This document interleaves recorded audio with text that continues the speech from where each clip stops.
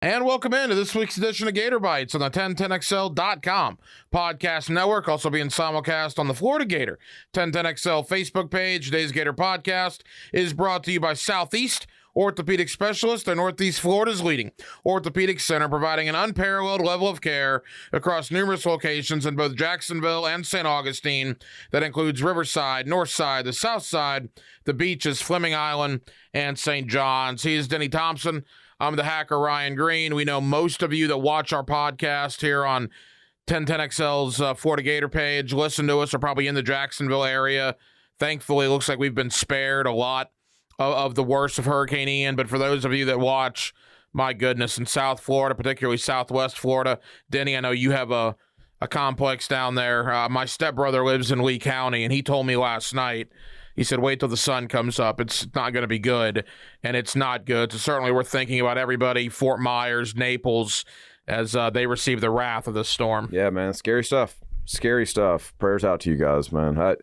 The worst part about a hurricane is when it comes in at night. Oh, man. Those videos yesterday, yeah, it almost looked like a tsunami with the storm surge. Yeah. Fort Myers. Oh, my gosh. Yeah. Awful. There's a little town down there in between Fort Myers and Naples.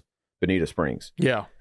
Like one of my favorite places in the entire state of Florida. I stay down there in the off season when we're working with Gardner, and I saw some pictures down there, and it's awful. And Fort Myers is so beautiful. Naples is so beautiful. Just the whole situation's awful. So we're certainly thinking about you guys, the ones of you that watch us down in that part of the state. All right, Florida, as we turn our attention to Gator Bytes, to Florida Gator Athletics, they're coming off a game in which I cannot believe they had a ball in the air at the end of the fourth quarter that would have won it. Tennessee was clearly the better team. Let's begin with Billy Napier. I thought he was crazy, some of the stuff he did, but it worked. And the fact that they had a ball in the air after the recovering of the onside kick to win the game, testament to Florida for battling for the entire 60 minutes. Yeah, I think hindsight's 20/20 on a lot of decisions, of course. And the use of analytics is huge. Like when you go to a college practice even, there's usually, not every practice, some practices, there's usually an outside firm, analytics firm at that practice, right? And they're even getting information from that and meeting with coaches and things like that to explain the analytics. With that being said, I have no problem with the fourth down calls. None at all. Don't kick a field goal. Like field goals, early in that game, you realize field goals weren't going to win you. Well, and the field goal is not a guarantee. And what I love is, well, if you didn't go for two twice, you could have kicked a field goal. Okay, now that I'm actually with the fans. Yeah, but my man wasn't making a 56-yarder. Well, you don't know. You have a chance at it. I mean, the thing is, you probably play that a lot differently at the end, too. Like the first of the last two touchdowns, right? When he went for two, I'm like, in real time, I was like, I don't understand this at all. Like, I don't get this. I don't even know any analytics that would suggest go for two in that. Maybe I'm wrong. Maybe he's got something that says that. So I didn't understand those. It would have been nice when you recovered that onside kick to think, field goal, we got overtime. Field goal ties, now, right. They may still be playing because neither defense was going to stop the other one in overtime. Right. Let me ask you this. You and I host the Gator podcast. You literally work with the Florida Gator staff and training Anthony Richardson. Who's the Gator kicker? No, I have no idea. I couldn't tell you the kicker for anybody. He's a former walk-on. I can't tell you the Jags kicker. I just think it's ironic. I just think it's interesting that, again, hindsight 20/20, as you said, assuming they did not move the ball any more than what they did, and maybe they play it differently, although Shorter dropped a ball that would have been at the 23, so at that point it would have been a 40-yarder. The Hail Mary came from like the 39-yard line. I just, for the life of me, I can't imagine a walk-on kicker kicking a 56-yarder. But the two previous plays, like you're playing that much different. Yeah, you get it to Shorter and the first catch, and then I like what they tried to do the second time. It's largely irrelevant for this reason. They shouldn't have won that game. Right. Like Tennessee won that game. They should have won that game. I'm very interested to see Tennessee's remainder of the season. The Gators defense is just not good. Well, we're going to find out about Tennessee real quick. It's LSU and Alabama, their next two games. Yeah, I think they'll run LSU. Do you? Yeah, I do. I don't. LSU's kind of quietly. I understand, but like the Alabama and Georgias of the world, and maybe even Kentucky, they're going to match up well with Tennessee. Florida's just not yet. Now, this is what Napier's trying to get to, but Florida's not yet built for that type of offense. You got to be able to lock down the run and the pass rush with max 6 people, max, but the majority of the time, 5 people. And Florida's just not built that way. And you can't have the blown assignments that Florida had. All that being said, you come out of the first 4 games and you're 2-2 with a win against the top, what's Utah, 15 right now? Yeah. It's top 15 team, 12, something like that. And the 2 games you lost against top 10 teams, you were in. One, you lost because your quarterback had a career worst day. And then the second one you lost is because you couldn't stop them, but you were in the games, right? And I'm not trying to sugarcoat anything, but I know this for a fact. Last year, that game would have gotten ugly, just the way it started. So you got to give Napier and his staff credit for 2 things. One, they're recruiting really well. And 2, their guys are playing their asses off. They're playing hard all the way through. And I know Florida's not a participation trophy school. I get that. But go look at some of the best coaches. Look how they started out. Mm-hmm. Look at Dabo. Look at guys like that, right? Let's give them a little while. Look at Norvell. Oh, well, no, I mean, the 2 prime examples, and I don't know if Billy Napier will ever get to this. Nick Saban was 7-6, year 1 at Alabama. Kirby Smart was 8-5. Yep. Year 1 at Georgia. It took Dabo 3 years to get 10 wins. Right. So the year 1 thing, and that's the thing about Gator fans, what I find amusing, you can tell when Gator fans like a guy. They liked Muschamp, so they weren't on him as much. They liked Napier. Like, they did not like McElwain. And I don't think many of them liked Mullen. And once Mullen started faltering, they were on him like nobody's business. But it looks to me as if Gator fans like Napier with good reason. He's doing a good job and everything you said. So that's why you're not hearing as much criticism 4 weeks in. Well, this happens every year. The narrative going in from any fan base, not just Florida, is, man, those first 4 games are tough. I hope we win 2. And then you win 2, and it's like, oh, we suck. Well, you just said. Well, you know what I mean? Like, the Utah game changed expectations. Yeah. No, I got you. But then the Kentucky game should have brought them right back to reality. That's fair. and speaking of that, you train Anthony Richardson, our weekly reminder that Denny Thompson is Anthony Richardson's quarterback trainer. Right. Been so for many, many years. They're at 6 points. What we saw against Kentucky and South Florida was not good. He goes to Knoxville and throws for like 450. How does that happen? How do you look so different in 7 days' time? Experience, man. Like, you learn. You learn, this is how I have to approach the game. This is who I am. And I do this all the time on this podcast and every podcast because I think it's relatable to people. Like, football is just a little microcosm of everybody's life. Like, there's a time where you get a good job or you feel yourself and you're like, okay, I'm good. And then you get knocked back down to reality, and that's when you learn who you are as a person, right? What makes you tick, what makes you successful, that type of stuff. Anthony's 4 games in, right? And he kind of learned, he's like, okay, this is how I've got to play this. This is who I am. And more, as importantly, this is who I'm not, right? So I think I got a text from somebody on the Florida staff 5 minutes before kickoff. And they're like, Ant's about to tear it up. Like, Ant's back. And you could tell within the first drive, like, okay, this is Anthony Richardson. Mm-hmm. And here's the scary thing. He still hasn't put together a game. Like, we can watch that last week, but I could point out 5-6 plays that the next time they happen, he'll execute them. He could have easily have had 600 total yards the other day. They still wouldn't have won, right? But I think we're just scratching the surface of what Anthony can be, and it's exciting. I think, look, Anthony Richardson was phenomenal. They did not lose the game because of the Gator offense. They lost the game because of the defense. But you go back, Denny, and you and I talked about this when it was going on. Spring ball, summer conditioning, fall drills. Every time Billy Napier was in front of a podium talking at a press conference, he brought up the transfer portal, right? The portal. They don't have defensive linemen at Florida, at least SEC caliber defensive linemen. You need probably 10 strong. Florida might have 3 or 4. Defensive backs, look, they're collegiate athletes, so I don't know if we want to call anybody out by name. There were bad plays made in the Gators secondary, 2 of them by probably 1 guy. They just have issues on defense, and that's why you see in the recruiting cycle Florida hitting the D-line and the secondary so hard to try to get better defensive players in there. Yeah, and I think also the realization of, a lot of the guys that are making critical mistakes were the same guys making critical mistakes last year and the year before, right? And so the realization of, okay. It is who he is. Yeah, them. Yeah. There's multiple. Okay, let's be clear about that. I like what they're doing this week. Let's give the young guys some time, and maybe they're not as good yet, but can they at least be in the right position?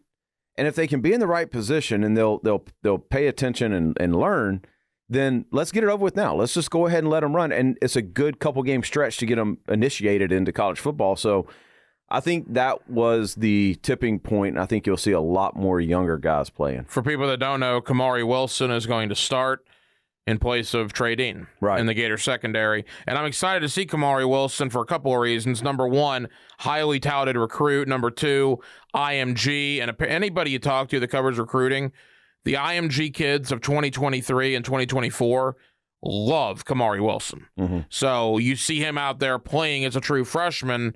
Napier's not stupid.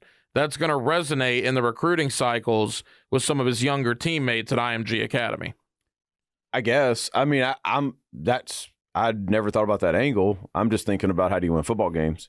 And right now, I think he gives you the best chance. And if he doesn't, you find that out. If he needs another year, you find that out. Well, I mean, you talk about the angle. I mean, that's one of the angles. The other angle is, I don't know, maybe Kamari Wilson will be in position where Tennessee doesn't fair catch a ball. That's what I'm saying. On a 3rd and 7 when the tight end has 40 yards and nobody's around him. You're putting him in there because you feel like he gives you the best chance to win, period. No different than going for it on 4th downs, no different than any of that kind of stuff. Like, you do as a head coach what you believe gives you the best chance to win. And that's the end of the story. All right, so we're obligated to talk about Eastern Washington.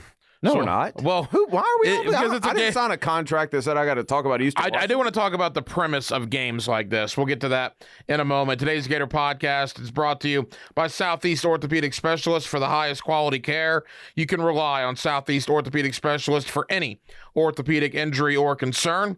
You can log on to their website by going to se-ortho.com, and you can listen for Southeast Orthopedic Specialist, the good doctor, Kevin Murphy, on Thursday mornings in the 7 o'clock hour with Jeff and Dan right here on 1010XL for his weekly analysis of injuries in sports.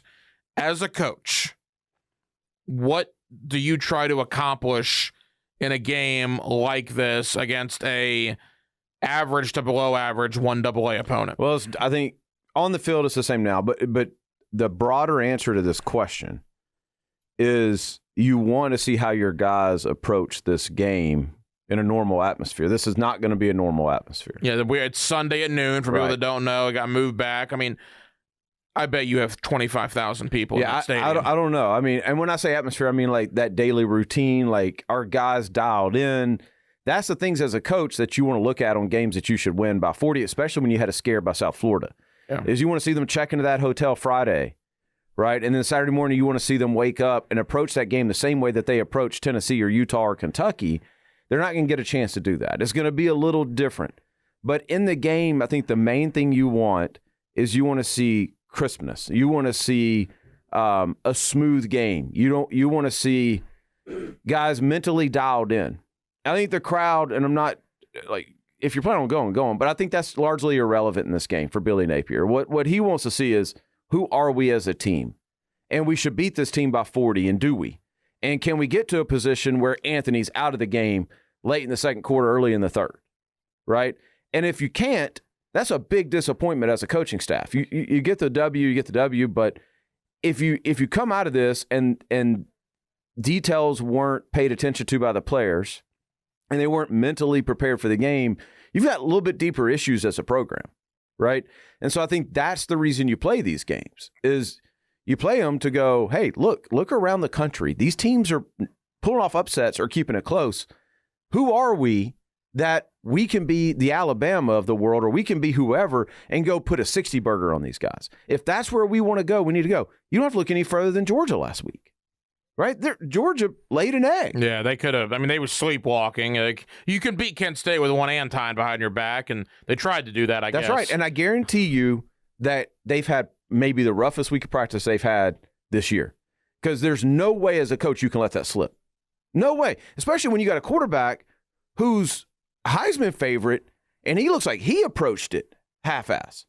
right? So the leader of your team, and I'm talking to you, bro. Like you have got to take this thing over early, often, set the tone for your team, and then get out. This is where you find out who your leaders are. Florida and Eastern Washington Sunday at noon. Again, because of the storm, they moved it back a day. And look, you got to get your own energy. Obviously, Gator fans from South Florida won't be making the trip. I don't know how many Gator fans would make the trip anyway. You're competing with NFL games, the storm, everything, all encompassing. So it's going to be an interesting atmosphere, to say the least, on Sunday. What do you say to this? Because I was thinking about this on the drive-in. We we even did it earlier in this podcast. Well, Nick Saban went 7-6, and Kirby Smart went 8-5 in year one, and that's true. Heupel's only in year 2, right? Mm-hmm. At Tennessee. Is it? I think it's year 2 for Heupel. That's right, because Malzahn only been at UCF for 2 years. That's right. Yep. All right, so Heupel's 4-0, just beat Florida, and has Tennessee in the top 10. Does what Heupel is doing in Knoxville add a timeline to what Billy Napier needs to do in Gainesville? I don't think so. I see what you're saying. But we're not asking Billy to be Georgia or Alabama, but Heupel's got Tennessee cooking in year 2. Yeah, look, Florida has put a significant investment into Billy Napier. Yes. Not just Billy, but the staff he wanted, the recruiting budget he wanted, all that kind of stuff. You got to see massive improvement from year 1 to year 2. He has a better idea now of what he needs next year. And, in this day and age of free agency, like I can guarantee you that they are already talking about, well, if this person or this position hits the portal, we're going to go hard at this. Right? So, yeah, I think you want a big improvement, but I think that's I think Heupel's a really good coach. I think he is a very bright offensive mind, obviously, and he got the quarterback that he needed to run this offense very early on, and they got some weapons. I think that helped a lot. But I don't know what to expect from the transfer portal this coming year, but Florida would have a chance, if they play this right, would have a chance to make a humongous jump in year 2, assuming Anthony stays. I don't know what he's doing. So before y'all start asking me that, that's coming too. After he rattles off another 500-yard game or two, can y'all just hold those questions for me until we get closer to December? Because he and I have talked about this, and no decision is going to be made until that point anyway. And the thing about Tennessee is, as I look at what Heupel inherited there, and it wasn't great, but like you said, he has the quarterback. And by the way, Hendon Hooker got beat out for that job by Joe Milton. And then Milton gets hurt last year.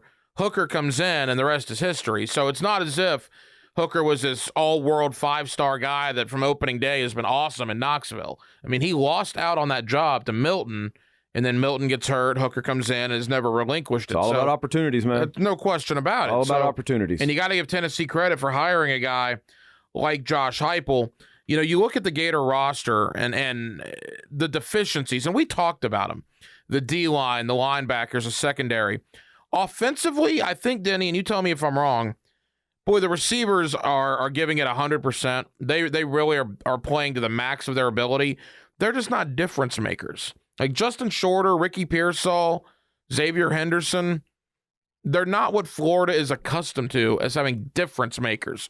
Fine college players, but the Gators are lacking that big play element. Yeah, I think Pearsall could be. They just don't have. They don't have anybody to help him, right? And so the defense is kind of rolling to him the majority of the time. And I think this is where you're not going to change that. So what you have to do is you have to get 15 to have games like you had, and then you got to get that running game going.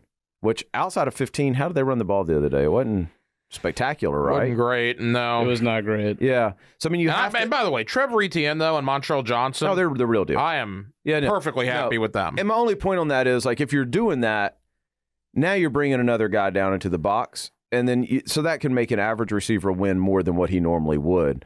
That's the only solution right now. Can I ask something really quick about the passing game? Yeah. How come all the short area stuff all goes to Xavier Henderson instead of Pearsall? Pearsall is clearly much quicker than him, but Xavier Henderson has straight line speed. Are you talking about like the bubbles and things like that? I'm talking about the bubbles. They ran that little route early in the game. Well, I think to answer your question, I think most of that is a design where they understand that the attention's going to Pearsall. And so that opens that up for somebody else. But I think the better question, Graham, is there's been odd times when Pearsall's not in the game at all.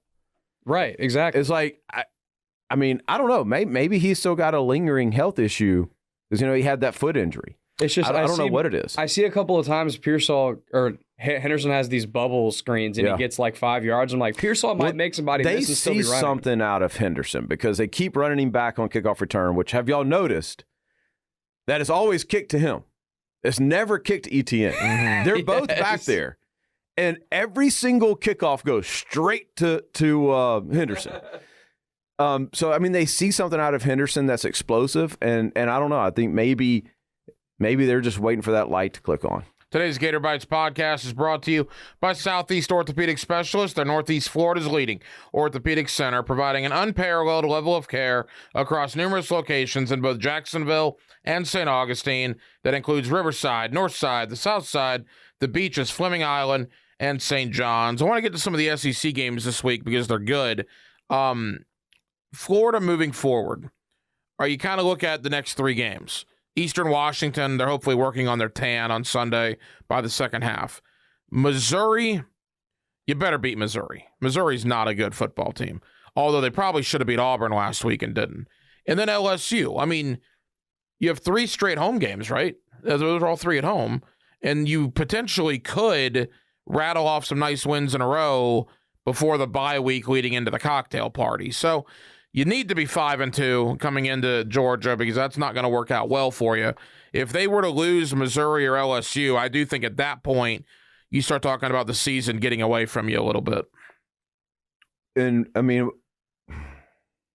particularly if you lose to Missouri. Yeah, if you lose to Missouri, I definitely get that. I mean, I think at this point, here's what you're down to is your big games that are left are huge.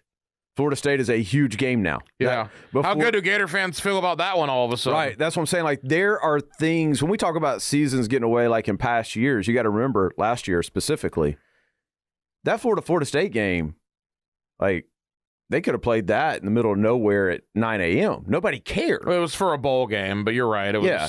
So I think as you get late in the season, and now, it looks like FSU will be a top 25 team, if not by then a top 15 team. We'll know a lot about FSU in the next 16 days. Y'all refuse to give them. No. Man. The LSU win was good. Look, you're supposed to beat Louisville, and you're supposed to beat Boston College. They beat the hell out of Boston College. Boston College is horrible. They're doing what they're supposed to. So is USF. I'm not. Exactly. I'm not on here, like, as the young folks say, capping for FSU. But what I'm saying is, yes, the next 3 weeks are big for Florida State.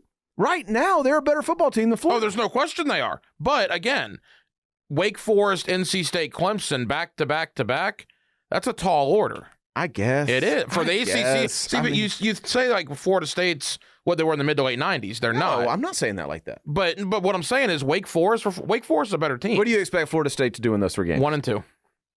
I think they beat Wake. They're not going to go to Raleigh and win. You think they are?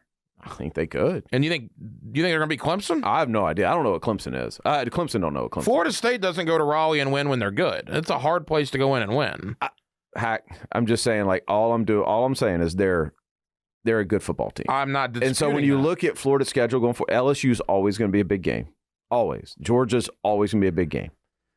South Carolina, right? Florida State's always going to be a big game. Regardless of what they do these next 2 games, there's going to be some games that Florida fans get excited about and some good opportunities for this team to beat rivals. Yeah, look, I think you lose to Georgia, you lose to A&M. I forgot about A&M. You hopefully split LSU, Florida State, and then you're 7-5, assuming you beat South Carolina, Missouri, Vanderbilt, Eastern Washington. So what are you saying if they go to 8, that's a successful season? Oh, I think 8 at this point would be a very successful season. Yeah. Because, I mean, that would mean you win every other game other than Georgia and probably A&M. If you beat LSU and Florida State at this point, I agree. It's a successful season. I agree. Man, I'm not sold on A&M. Yeah, but the whole College Station thing, I mean, is Florida going to go out there and win? I don't know. A&M looked pretty good against Arkansas. Yeah. I know they won on a field goal that hit the upright, but that was a top 10 Arkansas I just don't team. look at Arkansas. I don't look at A&M like I look at, of course, like Georgia. I look at A&M as like I look at Kentucky. Right, and my thing about they're beatable. They're good. They're a good team, but they're beatable. And I understand why we do this. Like, we always have to compare Florida and Florida State. Like Graham said, USF. That wasn't my point. I don't care what Florida's doing with theirs. We were talking about Florida State, and in the past, Florida State had not done that to BC. Now, BC's awful, and they took care of business, and I will give credit for Florida State. That is an improvement. Going into Louisville and winning and beating Boston College is an absolute improvement. I just think the ACC did them no favors by putting the 3 best teams in their division in a 14-day stretch.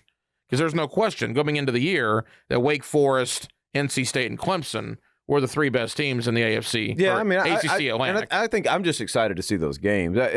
And I wonder, and I think I fired off a tweet yesterday or 2 days ago about Mike Norvell. Y'all, I know Mike Norvell is a friend of mine. All right, like I'm happy for the guy. Yeah, I have no issue Gator with Mike fans, Norvell. man, like pulled my Gator fan card, which y'all can have, by the way. Like I whatever.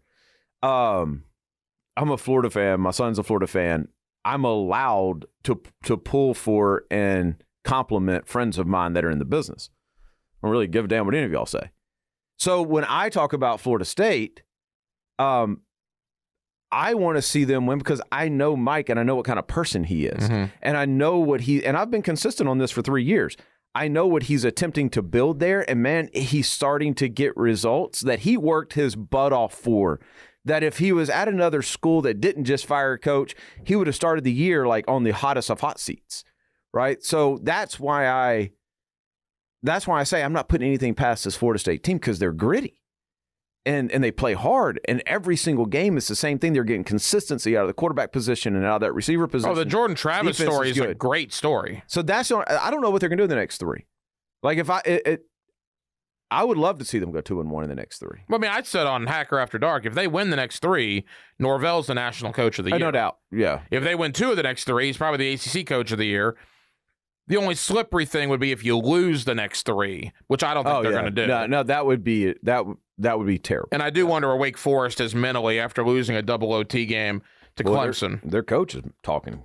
Well, their coach is mad. They have to come down here and play the game. Get over it. So they are fired up about that. All right. Florida and Eastern Washington, I guess. What's your score? We don't know anything about Eastern Washington. They're 1-2. That's what I got for you. We don't know anything about Eastern. That's my pet peeve is people who talk about teams they know nothing about. I don't know anything about Eastern Washington. Nothing. So this should be a 40-point game. I mean, I hope. Yeah.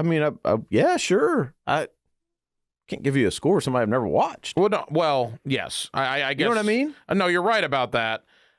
But they're the ones with red turf, right? I agree with what you said, though. This should not be a game in the fourth quarter. No. And if it is, there's a problem. The goal should be that you're getting young kids playing time in the second series of the third quarter. Kamari Wilson's getting a lot of playing time as a starter. No, I mean, we talk about the backup quarterback all the time. He should be in the second series of the third quarter. Who is coming in when Anthony Richardson comes out on Kidna, Saturday? I believe. Is it Kidna? Yeah.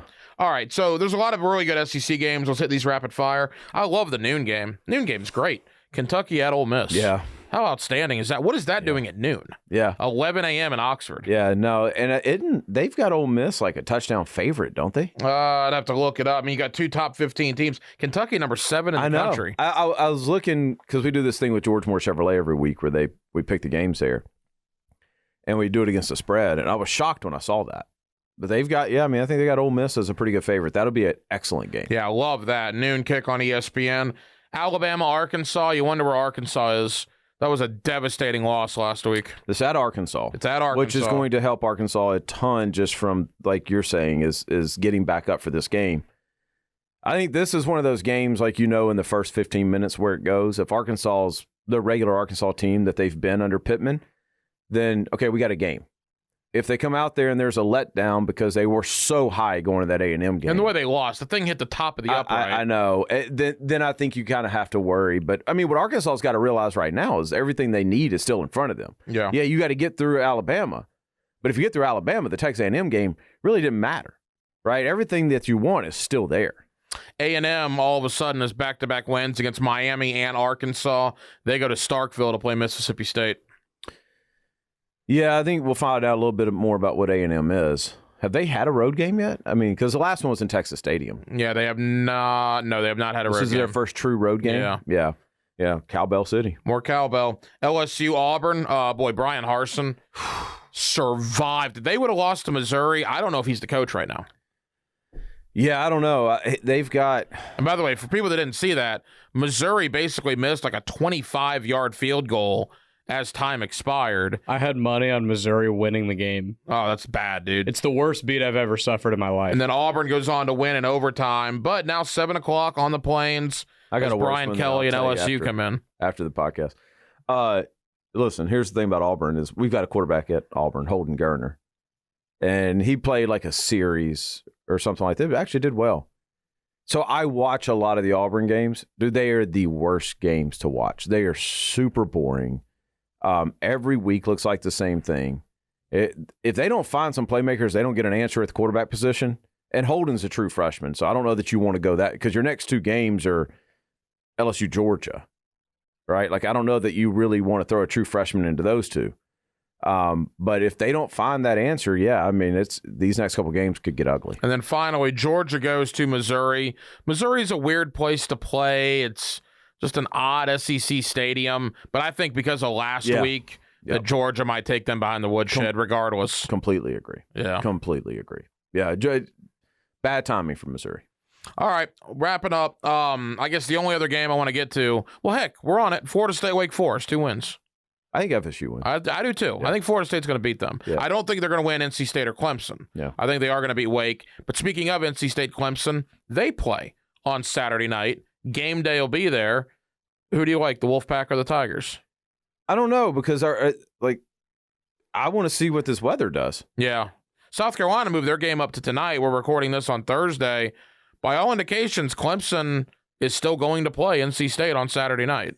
Yeah, this is going to be an interesting one, I think, because I think you're possibly taking what both teams do pretty well, and weather's going to dictate that they can't really do that as well. So I think this could be, an ugly, sloppy game that anybody could win. Despite Florida playing Eastern Washington being a Patriot game, it's actually a very good week of college football. There are a lot of really good games. All right, we'll be back, I guess, to break down Eastern Washington, but more so, Florida gets back into conference play next week against the Missouri Tigers. He is Denny Thompson. I'm the hacker, Ryan Green. Graham Marsh here as well. This has been Gator Bytes on the 1010XL.com podcast network and on the Florida Gator 1010XL Facebook page.